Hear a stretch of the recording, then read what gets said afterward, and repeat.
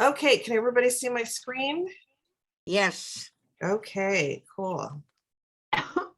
Okay, so we're going to talk about Xocolatl today, Food of the Gods, and this is being hosted by San Jose Women's Club. For those of you, because I know a lot of you registered through CasaQ, but I'm part of the San Jose Women's Club, and the women's clubs, if you ever, I do a whole talk on the club movement. It's very interesting, all of the amazing stuff that women's clubs across America did. And there are quite a few clubs still, and I belong to the one in San Jose. And so women's clubs did things like the public defender. They did free libraries across the US, Save the Redwoods. They started the Food and Drug Act. They did a lot of great stuff. And so there are still women's clubs. They all started in the 1890s. So that's who's hosting it today. It's Sandy Swirsky, her antique club. And they do great speakers all the time. So if you ever want to join in on a women's club, look in your local area, or you can look at San Jose Women's Club website. So they are hosting this today. So I am, let me do this. So I'm going to do a couple of housekeeping. All of you, your bathroom is located behind you somewhere. And so you should know where that's at. We want you to participate. So go ahead, and if you have questions, drop it in the chat. You can leave your cameras on if you want, or leave it off if you don't want anybody to see you.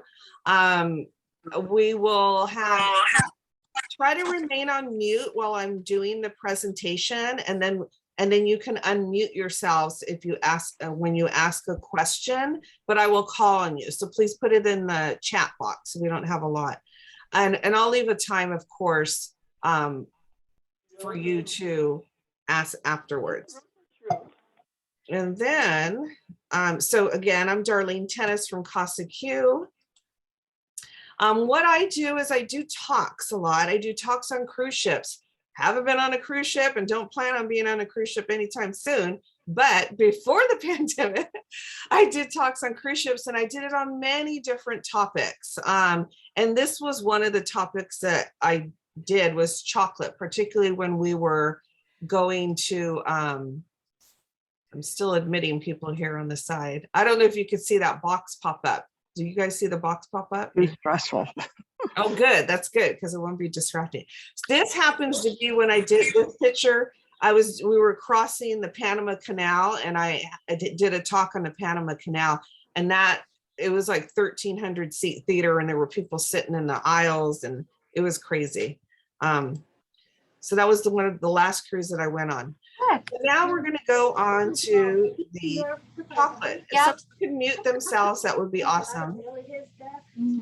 You can mute. They're never going to hear me because they're talking. No, I think he was out, and I think he does come in periodically. So I'll let him know that he's got now. Yeah, I appreciate it. Sure. I wasn't sure if anything was like. Yeah, if you guys can you guys see who's talking? Maybe it's Melissa. There we go. I got her. Okay. So let me go back. Back on this.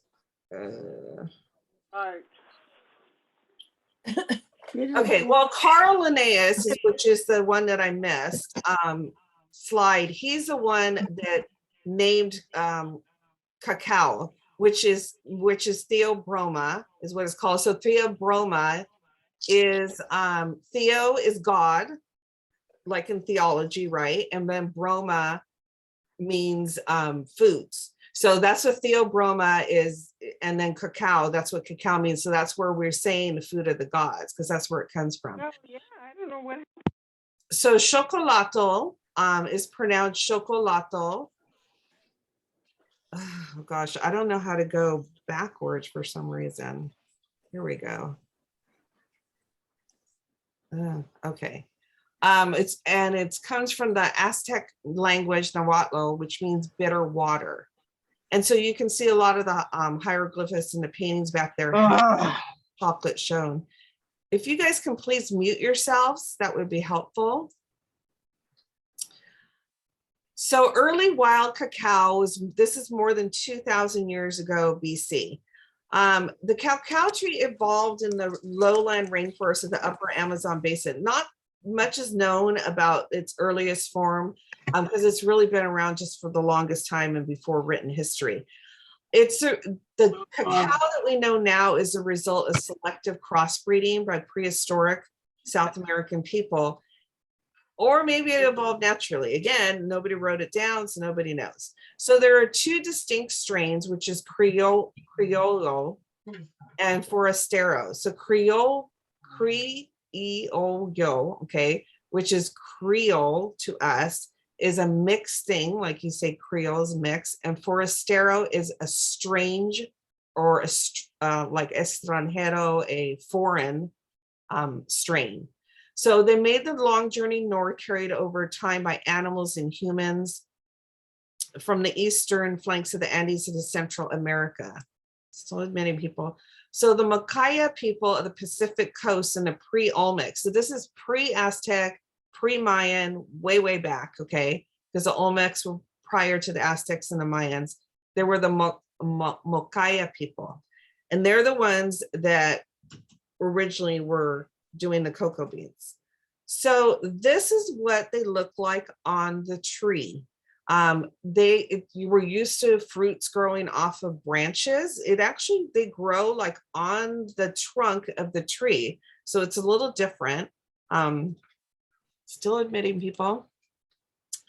And then this, where do we go here? This is them after they are plucked from the trees. They are harvested. Really? And they're real pretty. Yeah, many different colors, very pretty. And how many of you guys, those of you guys that are on, have been to a cocoa tour thing or something? Many of you done that?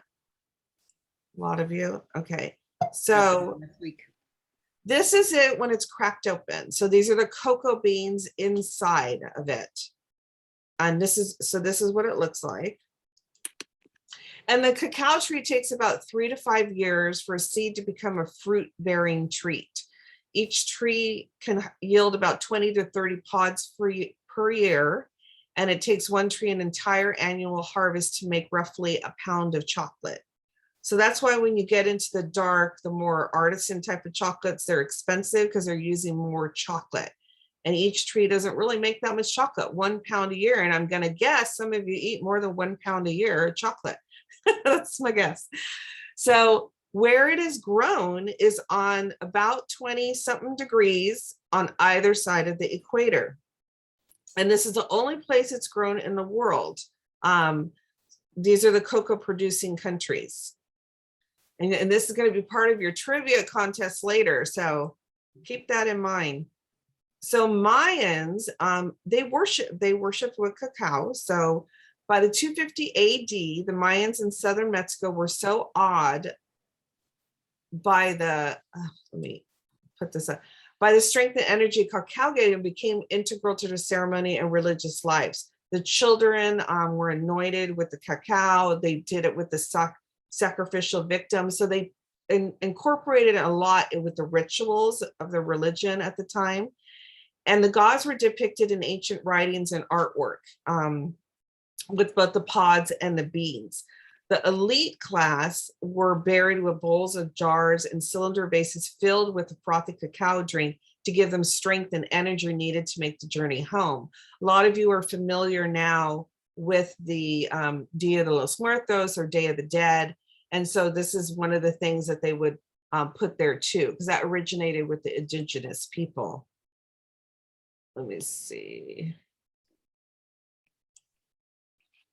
Okay, I had people in the chat saying that the sound was bad. So can you guys hear me? Okay now? I can hear you. Okay. I can hear you fine. Okay, it was probably earlier. So I'm gonna.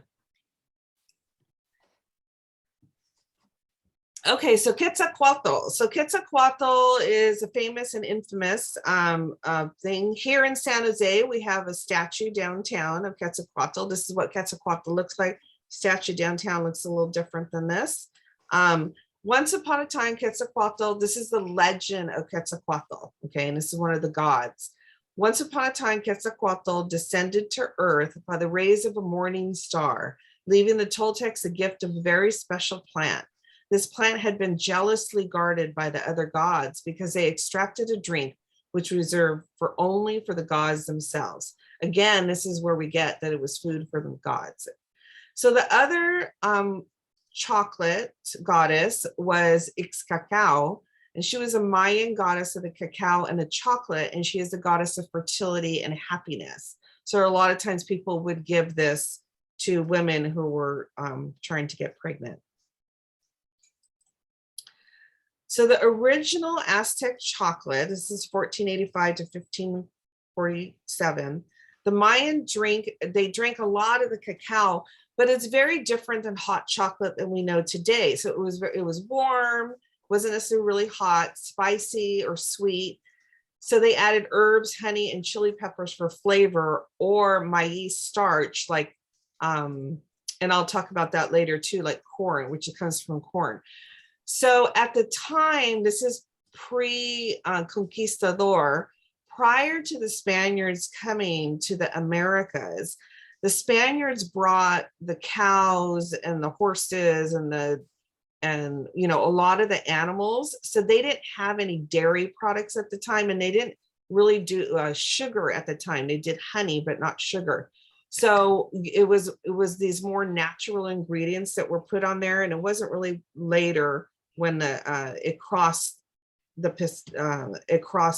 you know, to Europe is when they started putting the sugar in it that we know today. So these are some of the old pictures that they found on the walls over there, and it was showing making the cacao, which is like a molinillo, which I'll show you later. So this little staff thing, I'll show you what it looks like today. And so the Europeans encountered chocolate. This is about 1590 when the conquistadors were coming in. So the cacao beans were brought to Europe by Columbus in 1502.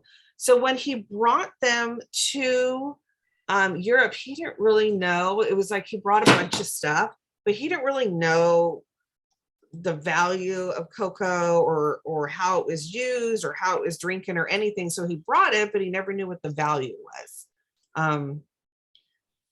And so this again is what we call the Columbian exchange. And this is all the fruits and vegetables. So if you can see in the Americas, the top one, we had pumpkin, squash, turkey, peanuts, potatoes, tomatoes, corn. That was all brought to Europe. So can you imagine like Italy without tomatoes, or Ireland without potatoes, or, you know, all this stuff. So this was exchanged over to Europe. And then on their side, they brought over, as you can see, the livestock, the cattle, the sheep, the pigs, the horses. You know, Mexico never had carnitas before. They didn't have, you know, they didn't have all this dairy that we use now. It just didn't exist before. They brought onions, olives, coffee beans. So this is the Columbian exchange. So this is when things were going back and forth. And I talk about, and disease was the big thing that they brought, unfortunately. So this really changed cuisine quite a bit. It changed lives as well during that period of time. And then in 1519, Hernan Cortez and his crew watched the great Aztec ruler Montezuma knock back cacao in huge quantities. So Montezuma was known for his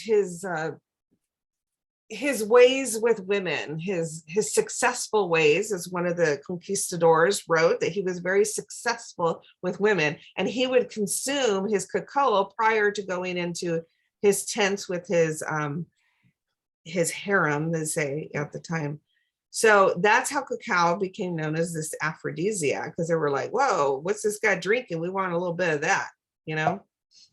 So then the 16th century Mexico, golden cacao era. So again, it was used as a monetary source. So people used it as an exchange. So they didn't really have coins and bills at the time. They had goods, right? And cocoa beans were easy to transport. They were valuable, and they were used as money back then. So this is one 16th century chronicler noted a rabbit cost 10 beans, A slave cost 100 beans, and 4 beans could buy a pumpkin. So this is what was written. So I'm going to actually go back for a second. Dangerous chocoholics. Which way did I go? Okay. So some of us here may be chocoholics, and that's why we're here. And some of us may be dangerous chocoholics. So what happened was, according to legend, the Bishop of Chiapas attempted to ban women from drinking chocolate during Mass. He died a few weeks later, just so you know, when the women poisoned his chocolate in revenge. So what happened was, this bishop, these women were drinking chocolate in Mass, and he's all, no chocolate. You can't come to Mass and drink chocolate. So they said, okay, we're going to go to convent and drink and do Mass over there. And then he like just banned everybody from drinking chocolate altogether. So the women were not having that. So there was a woman that was chocoholic, one was particularly annoyed with that. So we don't know if this is legend or fact, but it has been said quite a bit. And there's a popular saying, it's popular in some parts of Mexico, cuidado con el chocolate de Chiapas. So when they're warning you, or they're saying you better be warned, or you better be safe, they say, be careful with the chocolate from Chiapas because of this thing. So that is a saying that is made. So the aphrodisiac, again, we were talking about Montezuma, and chocolate is an aphrodisiac, as many people know. Oops. Oh, I forgot to admit 2 people. Sorry about that. Sorry to you 2 people that I did not admit that are coming in right now. So it is an aphrodisiac. And again, with Montezuma, he was very known for drinking the chocolate. And Wilt Chamberlain, who set the NBA scoring record by 100 points, it might have been, I might have to relook at this because Steph Curry might have passed him, but we'll see about that. Philadelphia Warriors, this is back when the Warriors were in Philadelphia. So he scored 31,000 points, and he brags that he scored also with 20,000 women. So that was in his biography, and he was a chocolate drinker, and and happened to be by Hershey's sports arena in Hershey, Pennsylvania, by the Hershey factory, right? So the advantages of plain dark chocolate. It's antioxidant. It prevents clogged arteries and heart attacks. It raises serotonin, releases endorphins. Mood enhancer. Women are happy when they eat chocolate, right? Rich in magnesium, prevents women. This is a good, funny one, actually. Prevents women of violent mood, heart disease, and hypertension. It's cholesterol free. And it frees up the arteries. So the unfair trade, okay, so along with chocolate comes the not so good things as well, which is, how did we, you know what, I don't have a slide for that. So, and this is, again, there is child labor in the world. There is slavery, which still happens in many parts of the world and in some parts of the US. So there was a lot of things, and that's why when people they want you to purchase chocolate, they want you to purchase it as a fair trade, because it'll usually say fair trade product on the chocolate that you're purchasing, particularly the bars, not so much the other things, like when you're buying chocolate mixes and all that, and like my hot chocolate, it won't say that on there. But the bars are the more raw forms of it.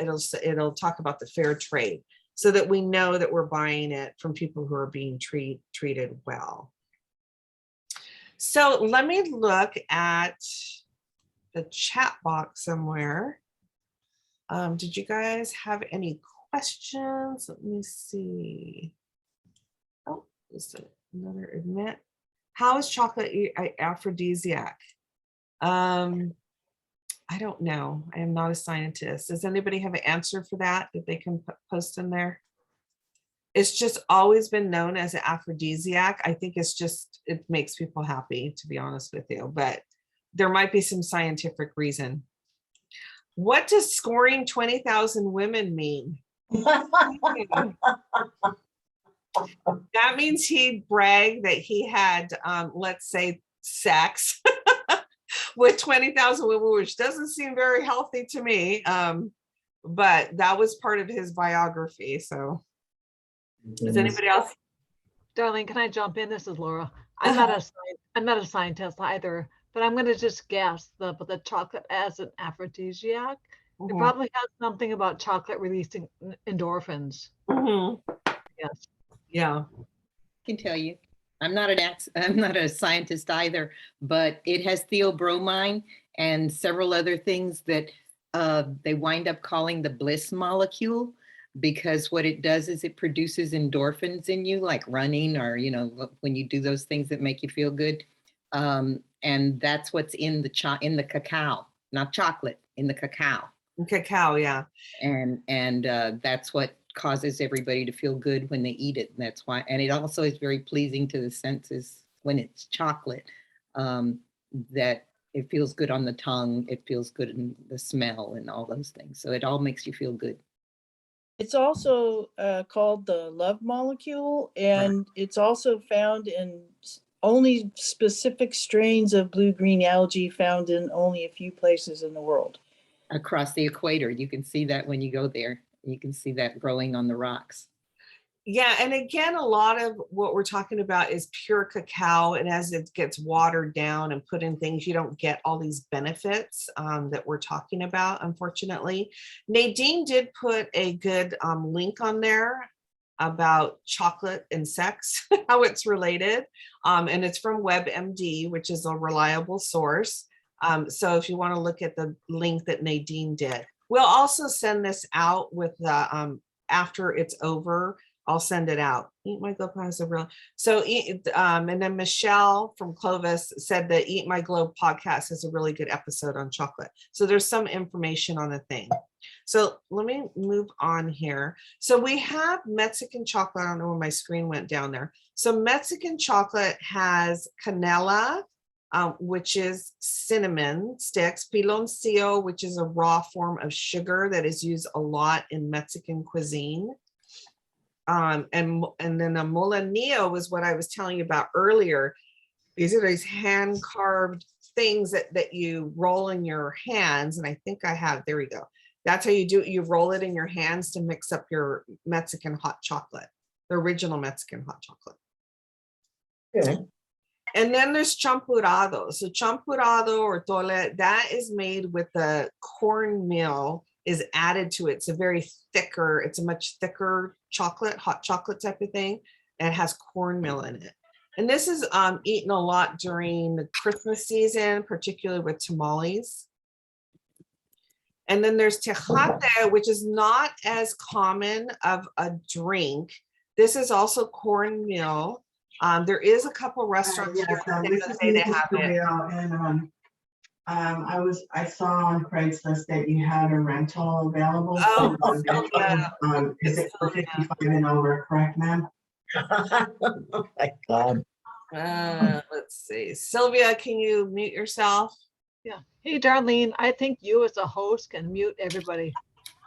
Yeah, it's hard when, because when I have my whole presentation up, my little things don't show up. I have 833-813-7540. So I have to find Sylvia. There's a lot of people. Here we go. I found her. Okay. Okay, so tejate. So this has the cocoa beans in it, and then it's an uncommon drink. It's not very common, but it does exist. And then there's cacao. If you can see this, Patron. So you can get chocolate tequila. There you go.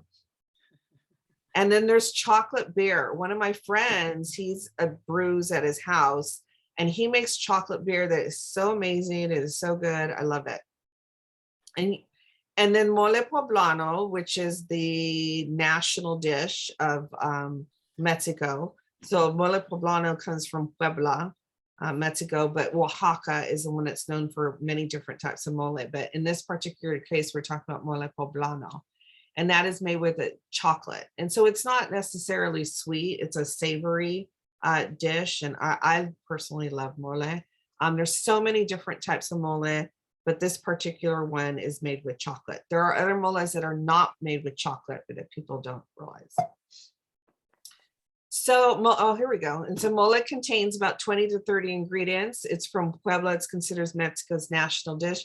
So in Oaxaca, they have siete moles, which is mole negro, colorado, amarillo, verde, chichilo, coloradito, y mancha manteles. And mancha manteles means it stains your linens. Okay, so that's the one you have to watch. They all stain your linens, actually. But the most popular is mole negro, which is made with chili peppers, chocolate, and hoja de santa, which is a chili. So there's choco flan. So this is half chocolate and half flan. And the reason why I'm showing you these chocolate things too is because when I do the talks in on the cruises, I show them foods and stuff that they should be eating when they're jumping off the ship. So we're going to start our trivia now. So if you guys have your little pen and paper, or, you know, you can write it down, or if you have a good memory, keep it in your head. So let me see. Is there any other questions? No. Okay. Participants. Okay. Okay. Let's start with trivia now. So we just, so you know, in this trivia, chocolate is the answer to everything. Who cares what the question is, right? Oh, we have one more person to admit. Okay. Oh, and these are my chocolates, by the way. So I make chocolate. So these are 4 flavors that I make, which is sabroso, which is a regular dark chocolate, Xocolatl, which is my Mexican chocolate. All my chocolates are instant. You don't have to use a molenillo. You just get hot water, hot milk, and mix it in there. It's really easy. So you can make 1 cup. Mocha de olla, which is a mistake. It's a cross between chocolate and hot Mexican hot chocolate and café de olla. And it was actually a mistake, but it tasted really good. So I went with it. Dulce de leche is caramel. So who buys more chocolate, men or women? This is the easiest question ever. If you don't get this right, this is like practically like your free square. So everybody should get this right. Okay. And next question, and what was the name of the 1971 movie about the chocolate bar with the golden ticket? Now, don't answer it right now in the chat. I see you guys. Just wait until we get to the end. So what was the name of the 1971 movie about the chocolate bar with the golden ticket? One of my favorite movies, and they did a remake too. How much cocoa is in white chocolate? So how much of that pure chocolate do you think is in white chocolate? Every chocoholic knows this.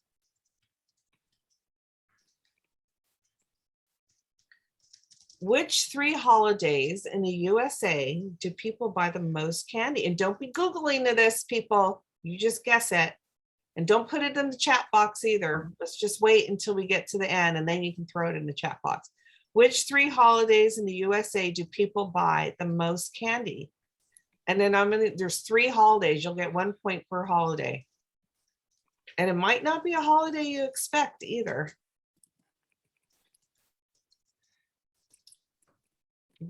Which is the most popular chocolate bar in the world? This is probably the only chocolate bar that I eat that is not dark chocolate, because I pretty much only eat dark chocolate, with the exception of this candy bar. So which is the most popular chocolate bar in the world? Not just in the US, in the entire world.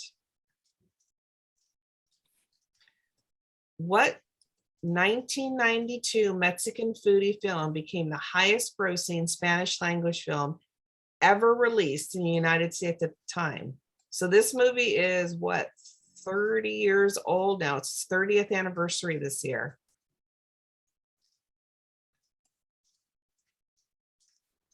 It's a Mexican foodie movie. That's a really big hint.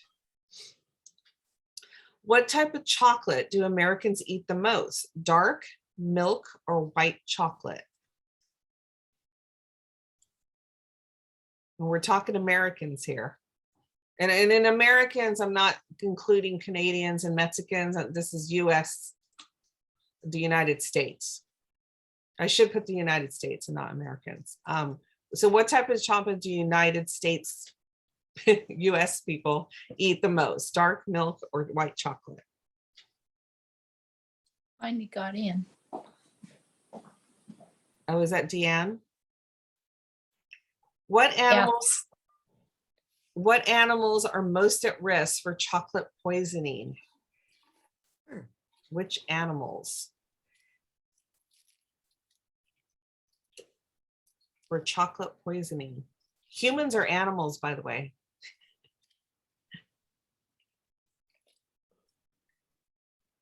Which part of a chocolate Easter bunny do most people eat first? If you just think about what you eat first, so you're probably going to get the answer correct. So what part of the chocolate Easter bunny do most people eat first? So do not put the answers in the chat box, David. And I'm not even, he might not even be right, just so you guys know. Just because they put it in the chat box doesn't mean they're right. I can tell you that right now. Who said life is like a box of chocolates? You never know what you're going to get, what you're gonna get. Life is like, you guys should get this one because I know everybody on here is older than 20 years old. So life is like a box of chocolates. You never know what you're gonna get. Then which cartoon character said, all you really need is love, but a little chocolate now and then doesn't hurt?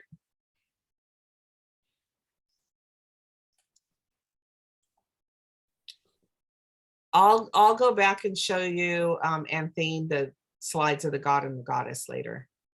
In 1982, which candy opted out of being included in Steven Spielberg's E.T., the extraterrestrial movie? Another one of my favorite movies. So this is, remember with Drew Barrymore when she was a child, she was in the E.T. movie. And what candy opted out of being in the E.T. movie? Name the one state where cacao or cocoa is grown in the USA. Remember I showed you that chart earlier, 20 degrees on either side of the equator? Name the one state where cocoa is grown in the USA.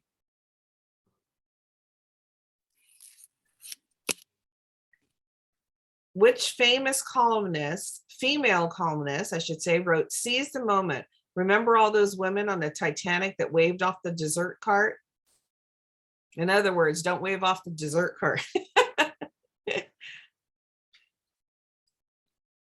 I'll repeat that one again.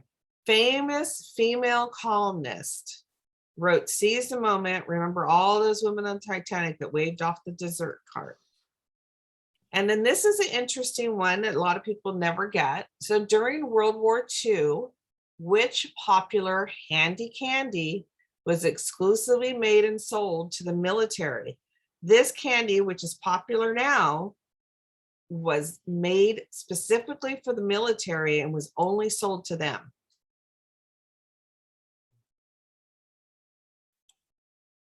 Oh, and this is the last question.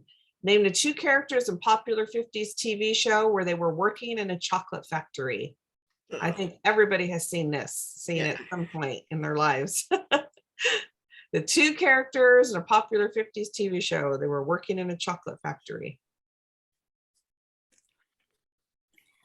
Okay, you guys ready for the answers? Yep. You guys can go ahead and unmute yourselves now because we'll just go ahead and shout out the answers as you do it. So you can all unmute yourselves. Who buys more chocolate, men or women? Women. Oh gosh, that was the easy one. Okay, they get a little harder from now. Women purchase 75% of chocolate. 75%. And only in the 25% is when men are buying it for women. Okay, so what was the name of the 1971 movie? The chocolate Yeah. Willy Wonka chocolate factory. Yes, Willy Wonka and the Chocolate Factory. There we go. This is the original one, and they did a remake with Johnny Depp. Yep. Not as good. Yeah, how much cacao is in white chocolate? Where am I- Zero. Oh. There's my chocoholics. Yes, they know there is 0 chocolate in white chocolate. Technically, It's not chocolate, even chocolate.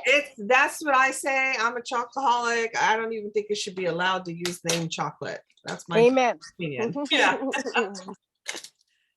So what 3 holidays in the US do people buy the most candy? Oh, this might be hard to shout out. So let's Valentine's. Halloween. Halloween. Easter. Halloween. Easter. So the 3 largest Christmas. the largest one is Christmas, Yeah. 4.38 million. Then Yeah, that's Halloween, Oh, and then Easter. Yeah, people usually guess Valentine's Day is one of the highest. Halloween. Kids. Yeah, and then Halloween, they guess Halloween is the highest, and it's actually Christmas. You buy more chocolate during Christmas. So that's kind of interesting. Lots of chocolate being sold there. What's the most popular chocolate bar in the world? What do you think? Almond Joy. Hershey's. Hershey's. Cadbury. Almond Joy. Cadbury or Reese's peanut butter cups. Gosh, nobody has guessed it. Any other guesses? Toblerone. Almond Joy. No, Toblerone? no. Almond Joy. Nobody can guess the Almond most Joy. popular Almond chocolate Joy. bar. Cadbury. No. Cadbury. Okay, here we go. M&M. I'll show it. Snickers. Oh. It is the most popular bar in the US and in the world. Made by Mars. Snickers is the most popular. So Ryan family, Ryan, what is your question? Do you have a question, Ryan? White chocolate is so wrong. I agree with you, Jennifer. Okay, so what is this Mexican foodie film? What's the name of it? Like water for chocolate. SOS. There you go. It's a great movie. If you guys haven't seen it, you should watch it. 30th Yeah. anniversary. I'm thinking about how I had a whole meal one time. We did every recipe in the book. It was Wow. fabulous. Yes, we did it at the Santa Clara University, which has a mission there. And so we did it in it was a perfect setting. You know. So like Water for Chocolate, this is a movie. And I would suggest you see it if you have not seen it. So you can mute themselves again. Great. Marisol, mute. I cannot go over there. Okay, what type of chocolate do Americans eat the most? Dark milk or white chocolate? Milk. Milk. Yeah. 90% of Americans say they eat milk chocolate over dark or white. Now the percentage may have changed, but I'm going to check on it again. But in America, we predominantly eat milk chocolate, but in other parts of the world, they do not, though. Semi-sweet for making chocolates. Yeah, so the darker the chocolate, the better it is for you. This is back to all the nutrients are really in the more cacao that's in there. It's more nutritious for you. So which animals are most at risk for chocolate poisoning? Dogs. Correct, dogs and cats. So on the darker the chocolate, the more Probably ducks. dangerous it is. Ducks? I have 12. Ducks? Yeah. I have no idea. I am no duck expert. I would not give my ducks chocolate though. That would not, I'm sure that's not natural to their diet, so I probably wouldn't give it to them. I wouldn't either. They like boiled chicken though. Yeah, which part of a chocolate Easter bunny do most people eat first? Ears. The ears, that's right. 80% of people chop off the ears of chocolate bunny. Ear, tail, Yeah, the ears are the first part. Who said and tails. life is like a box of chocolates? Forrest Gump. Forrest Gump. Yeah, Forrest Gump. Life's like you never know what you're gonna get. Actually, it was his mother. that taught him that. Well, yeah, that's a good point. That is a good point. It was originally his mother. See But how in men get movie- credit for stuff? Movie, he always said, "My mother said." Yes, that is true. That is a really good point. You know what? I'm going to change my trivia answer to his Forrest Gump's mother. That'll But throw technically everybody it's off. both. She said it and he says it too. Yeah, they both said it. Yeah. Like my mother So- Nope, he says, Mama says life is like a box of chocolate. So Mama says. Mama says that's a good point. Okay, you- so what cartoon character said all you really need is love, but a little chocolate now and then doesn't hurt? Kathy? Beatles. Pepe Le Pew. No, The Beatles. the Beatles. Linus. No, but you're in the right ballpark with Linus. Lucy. Really? Lucy? Yes. Yes. Lucy Van Pelt, to be exact. She said, "Oh, I really need a slab, but a little chocolate now and then doesn't hurt." So then, 1982, which candy opted out of being an ET? M&M's. M&M. M&M's. Reese's Pieces. Almond Joy. Mars. Oh, opted out. M&M's. Opted out. M&M's. So M&M's is the answer. Reese's Pieces was in the film, and M&M's did not want their product affiliated with an alien. So they opted out of being in the film, and it ended up being Reese's Pieces. And they keep the weird M&Ms. Yeah. So name the one state where cocoa is grown in the USA. Hawaii. Hawaii. Right. Right. These are all the people that have been to Hawaii because they went on some cocoa tree tour, right? I'm gonna go there.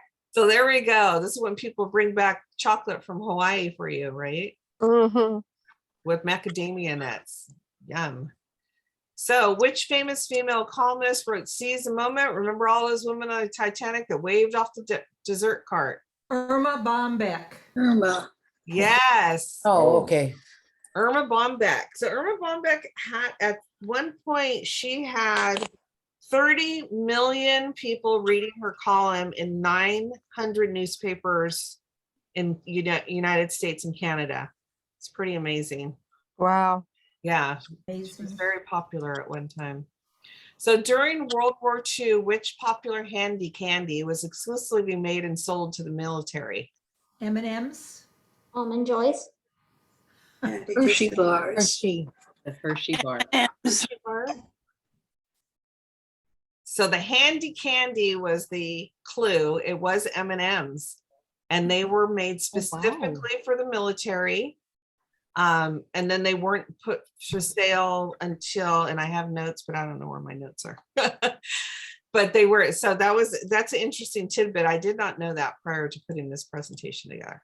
Name the two characters. Oh, this is such an easy one. Who are the two characters? Laverne and Lucy Shirley. No and Ethel. idea. Lucy and Ethel. Lucy and Oh, Ethel. Laverne and Shirley. Oh no, 50. Oh, 50. And Ethel. Laverne and Shirley were beer. I'm only 10. Lucy and Ethel. Lucy and Ethel, but you made me think about Laverne and Shirley, but yeah, it was beer. They were in Milwaukee, right? Beer factory or something. When I do the beer talk, I'll put in Laverne and Shirley. But it was Ethel Mertz and Lucy Ricardo. Okay, so who got the most right? I don't even know how many questions were there. 15 there were. 15. Did anybody get 15 questions right? No, I know they didn't because you guys didn't shout out. 15. I got 15. 6.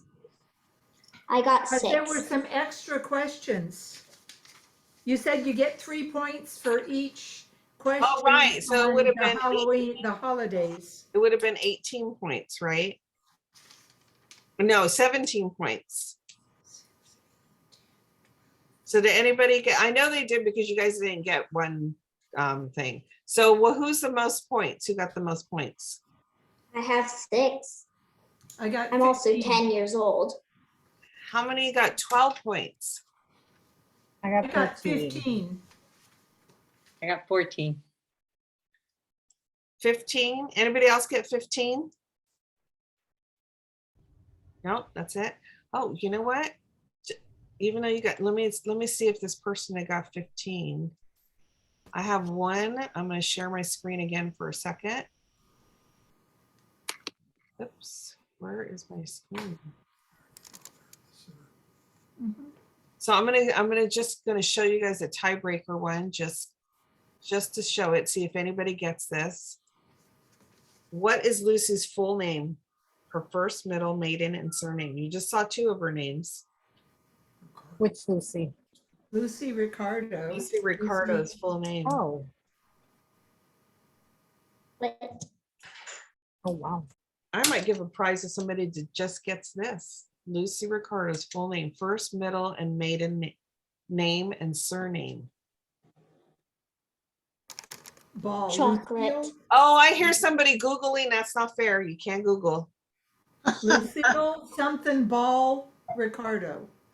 That's the real Lucy. Lucille Esmeralda McGillicuddy. McGillicuddy Ricardo. That's her real name, or her character's name, I should say. So who got 15? Who was that? I did. Oh, Jackie. You are just always like the superstar. I'm on chocolate. I'm sorry. I drank your chocolate through the meeting. Oh, good. That was good. So did I lose any questions? Did you guys have any other questions or anything at the end? No, I had somebody was popping in. So I guess nobody has questions. Anybody have any comments or anything about chocolate? Where is your favorite place? Where's your favorite place to buy chocolate? We have C's Candy here. C's, yeah. In the area. But I don't know about other areas of the country. Godiva. Oh yeah, Godiva. Everybody's got Godiva. I was in Chiapas last week at a three chocolate farms. And one of the things that I picked up down there are these chocolates that are being made now with tequila, and you can get the brand you want. Oh, This one's Jose Cuervo and this is 1800. There are 2 kinds of tequila, one with a light chocolate and one with the dark chocolate. And they're really good. Turin is a company, it's a Mexican Mars company. And they've started a big cooperative down there with productores, who are the ones that make the chocolate. And they've got the cultivation time down to, you said it takes 5 years, 5 to 8 years for the fruit to bloom. They've got it down to 2 years, and they've got an experimental thing that'll bloom right now in 9 months. So their production is 9 months. Yep. Wow, that's Yep. great. They used to produce like 300 pounds per hectare, which is like an acre, a year. And now these farmers, these productores are producing a ton per hectare, or per acre. And it's amazing what they're doing now. Wow, thank you for sharing that. Yeah, so so I just got samples because as I'm producing product. So this is the husk of cacao and to make tea, actually cacao tea. And I was just trying it because I was like, I wasn't sure if I was gonna like cacao tea, but I tried it right now and this past week because they gave it to me to try, and I really like it actually. And it tastes so good with cinnamon and honey, like the cacao leaves with cinnamon and honey. It's really, really good. So you may see this in the fall time under CasaQ label, the cacao tea. Working on that, always working on something. So does anybody else have any chocolate stuff they want to share? Well, Darlene, when the women's club gets back into operation, you'll have to come and share some chocolate with us. Oh, yeah. Is Again. Christine on the thing? Are we going to be open this Wednesday, the clubhouse? It should be, yeah. Yeah. So those of you that are in San Jose, I'm gonna come and bring my hot chocolate for you guys this Wednesday at the clubhouse, okay? So I'm just gonna be there for 2 hours. I'm not gonna be there all day. So from like, I think we open at 9, the clubhouse opens at 9. Is Clorinda on here or Christine? No, well, Christine was, I don't know if she stayed. Oh, okay. But Mary Lou goes all the time, and Mary Lou said that it would be open. Are you going to be selling your chocolate? Well, if you guys buy it ahead of time, you know what? I'll give you you know what? I will do a code for you guys right now to get a discount. You know what? Use Amigo, the code Amigo, and it'll give you $5 off. Okay. On my website. So I'll give you guys my website real quick. I didn't think about this beforehand, but I know I have a code Amigo. Let me double check my code for $5 off, just so I'm giving you the right. Oh, it's CasaQ Amigo. It's a good thing I checked that. So the code is CasaQ Amigo, and that's for $5 discount on buying anything. So you guys can buy stuff ahead of time, and then I will take it there. But anyways, but I will have it for free for you guys to try there this Wednesday at the clubhouse. And I'll be there from 9 to 11 because I believe Mary Lou, we're open at 9 o'clock, correct? Yes. Yeah, so I'll be there from 9 to 11 for 2 hours, giving you guys free hot chocolate, and I might even bring some pan dulce. And I have a feeling that Mary Lou might make something too. I can bring Mexican cookies. Yeah, she's a fabulous cook and baker. So you will be treated this Wednesday if you guys want to pop in, because I know that our mask mandate is, well, we may not in Santa Clara County. We're very strict in Santa Clara County, so we may still have masks thing. But if you're eating and drinking, you don't have to worry about it. Well, Darlene, I want to thank you very much. I appreciate a lot that you're willing to do these presentations, and I'm hoping that in April we'll be able to meet in person, but who knows? Me too. Me too. Yeah, me too. Next month, Mary Lou is going to do a presentation for us, and it's on Majolica pottery. Did I say it right, Mary Lou? Yes. Majolica. And we'll do it online just because we'll be safe, but hopefully by April, we'll be able to meet in person. And I have no idea what the program will be because I've been sort of doing these, organizing these 1 or 2 at a time, since I don't know. So that's really all I have to say, except thank you once again, Darlene. And Mary Lou, you had to say something? I was wondering, I was hoping we could do the next one in person. Oh, and well, I'm wondering if somehow we can ask the members if they would show up if it were in person, or if we need to do it online. well, everybody, I'd show up. I'd show up. Darlene, would you show up? I would show up. So let me just say goodbye to you. Those of you that are on CasaQ people and San Jose Women's people can say online. Okay, thank you, Darlene. Just I'm saying goodbye to people. Okay, so yeah, we can go back to talking. I got a sneak peek of Mary Lou's presentation already, and she has some fabulous stuff on there. What do you think? We can have it there, but we really need to ask. Can I just say something, Darlene? See. I guess. I That don't know. was great. Thank you. Thank you. Who is this? This is Brian from your areas also. Oh, okay. Thank you for coming. Yes, I just wanted to say that Marisol put in the chat that she's from Peru. She might be the winner for most distance. Wait. Where is she? Marisol? Yes. Oh, from Peru. Wow. So, Is she in Peru or is she from Peru? yes and yes.